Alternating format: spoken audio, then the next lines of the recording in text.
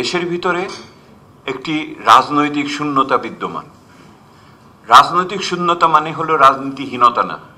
রাজনৈতিক শূন্যতা তাকেই বলে যখন দেশের শাসনকর্তারা তারা কার্যত দেশের ভিতরে তাদের নিয়ন্ত্রণ, ব্যবস্থাপনা এবং তাদের অভিষ্ট লক্ষ্যকে বাস্তবায়ন করতে যথোপযুক্তভাবে কার্যকর হন না।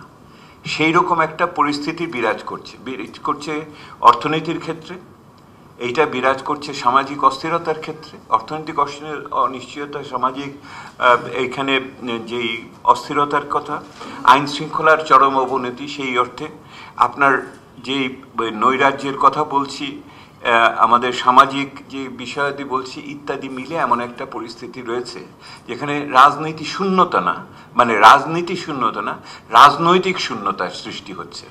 তো রাজনৈতিক শূন্যতাকে বোঝাপড়া করার ক্ষেত্রে সমাজবিজ্ঞান বা ইতিহাস আমাদের দুই ধরনের সমাধান দেয়।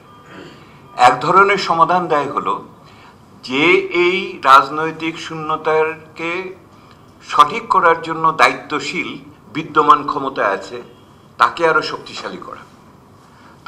শক্তিশালী করা, তার কিছু সক্ষমতা অর্জন করা, এবং সেই সক্ষমতা অর্জন না করলে তার যে মূল লক্ষ্য নির্বাচন বা এমনকি সংস্কার, সেগুলি করতে সে পারবে না।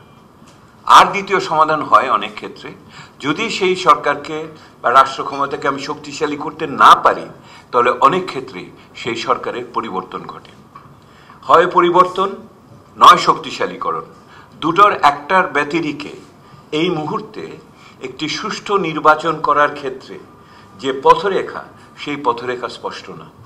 মানুষ বলছে নির্বাচন কি হবে কিনা অনিশ্চয়তার, আবার কেউ কেউ তার চেয়েও বড় প্রশ্ন করছে, যেই নির্বাচনটা হবে সেটা কি গ্রহণযোগ্য হবে কিনা।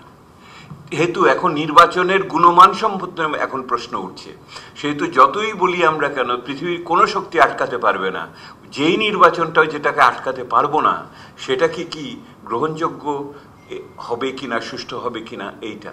এবং তারপরেও বলছে ওই নির্বাচন যদি সুষ্ঠু ঠিক মতো না হয় তাহলে তো রাজনৈতিক সংকট কাটবে না, তাহলে কি আবার নির্বাচনে যেতে হবে? তাহলে রাজনৈতিক শূন্যতা কাটানোটাই এখন সবচেয়ে বড় বিষয় হয়ে গেছে। আমার শেষ কথাটা যেটা ওই খুলনাতে বলেছেন একজন, আমার কাছে খুব পছন্দ হয়েছে কথাটা। আমি বলছি আপনারা নির্বাচনের জন্য এত ব্যস্ত হয়ে গেছেন, বলে অন্যগুলো যা হবে হবে, আমরা জানি বিচার লাগবে, এটাও করতে হবে, সংস্কার লাগবে, এটাও করতে হবে। এখন বিচার এবং সংস্কার এবং নির্বাচনের সাথে আমাদের এখনো এক নম্বরের চিন্তা হলো আইন শৃঙ্খলা, নাগরিক নিরাপত্তাবোধ। নাগরিক নিরাপত্তাবোধ ফিরিয়ে আনার জন্য যা যা করণীয় করবেন, এবং আমরা নির্বাচনকে তার একটা পদ্ধতি হিসেবে দেখছি। এই নির্বাচনকে তারা নাগরিক নিরাপত্তাকে ফিরিয়ে আনার জন্য বলে। তাহলে তো নির্বাচন হবে, সরকার তো বলছে। তো এটার ভিতরে কোথায় যেন বিশ্বাস হয় না। তারপরে বলে, দেখেন দাদা, দর্শক তো প্রস্তুত, কিন্তু মঞ্চ তো প্রস্তুত না। দর্শক নির্বাচনের জন্য প্রস্তুত, কিন্তু মঞ্চ তো প্রস্তুত না। মঞ্চের মূল নায়ক নায়িকারা তাদের ভূমিকা সম্বন্ধেও এখনো প্রস্তুত না। তার চেয়ে বড় কথা, এই যে মঞ্চতে যেই নায়ক নায়িকারা যে বা অন্যান্য যেই ভূমিকায় আসবেন, তাদের সূত্রধর কি প্রস্তুত? সেই সূত্রধর প্রস্তুত কিনা সেই প্রশ্ন আসছে। সেহেতু বাঙালির কাছে এখন একটাই যে মঞ্চ প্রস্তুত না করাটাই এখন আমাদের বড় কাজ। সেই মঞ্চ প্রস্তুতের জন্য আরো অন্যান্য জিনিস আছে, আপনারা এখানে বলবেন। আমি মনে করি যে বাংলাদেশের এখন ওনারা যেই পরিশ্রমটা করেছেন তার জন্য অনেক ধন্যবাদ, কৃতজ্ঞতা। আমি মনে করি অনেক ধরনের নতুন সেই আমাদের ট্র্যাডিশন আমাদের ভেঙে দাঁড় করানো হয়েছে, কিন্তু মূল জায়গাতে পৌঁছাতে হলে শুধুমাত্র উপরিকাঠামো নিয়ে হবে।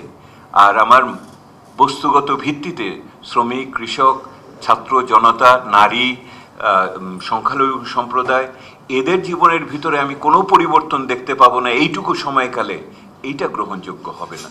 এই জন্য মনে করা হচ্ছে মঞ্চটা দ্রুত প্রস্তুত করেন, দর্শকদের ধৈর্য হারা করবেন না। ঢালাইয়ের সেরা প্রিমিয়ার সিমেন্ট।